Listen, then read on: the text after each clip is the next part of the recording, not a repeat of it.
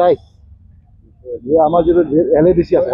LADC যদি দিব পাৰে দিব পাৰে কিন্তু আজি কোনো LADCও দিয়া নাই প্ৰাইভেট ডিফেন্স কোনো কাউন্সিল প্ৰাইভেট এডভোকেটো দিয়াই নাই আৰু যদি আমাৰ এটা ডাইৰেকশ্যন আছে এছ'চিয়েশ্যনৰ পৰা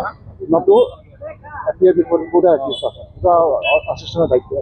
হেৰি দিয়া আছে নিৰ্দেশ দিয়া আছে মানে তাৰ অকালতনামত যিহেতু চহী কৰা অকালতনামতো চহী কৰিবই লাগিব একিউজে নহ'লে কোনো পিটিশ্যনত চহী কৰিব লাগে যেতিয়া অলৰেডি তেওঁলোকে জুডিচিয়েল এক্সেছ কৈছে এতিয়া একিউজে চহী নকৰিলেও কোনো পিটিশ্যনত তোমাৰ ৰিলিজি পালে পিটিশ্যনে তেওঁলোকে বেল পিটিশ্যন দিব পাৰে কিন্তু আমাৰ ডিফেন্স কাউন্সিল বেলেগ কোনো নকৰে প্ৰাইভেট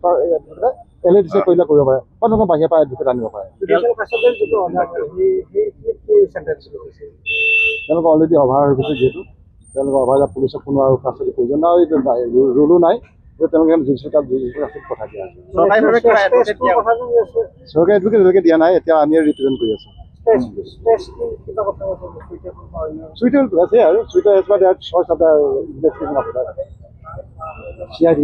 য'ত চইচ কৰে তেওঁলোকে জুডিচিয়েল লৈ যাব পাৰে গুৱাহাটী নিব বা বাহিৰত নিব আমি ক'ব নোৱাৰিম কথাটো সেইটো কোৰ্টে ডাইৰেকশ্যন দিয়া নাই এজ বাট দেয়াৰ চইচ মানে অসমীয়া অধিবক্তা কোনেও তেওঁলোকৰ মাত নামাতে থাকে আমাৰ এছ'চিয়েশ্যনৰ সিদ্ধান্ত আছে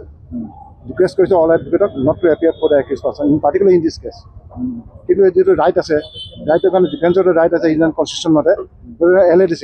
যে আমাৰ লিগেল এইড ডিফেন্স কাউন্সিলে তেওঁলোকে হয়তো কোনোবা এপিয়াৰ হ'ব পাৰে আজিৰ দিনটো কোনো এপিয়াৰ হোৱা নাই যিকোনো খবৰৰ বাবে যোগাযোগ কৰক 7099017330 লগতে 7099017110 নম্বৰত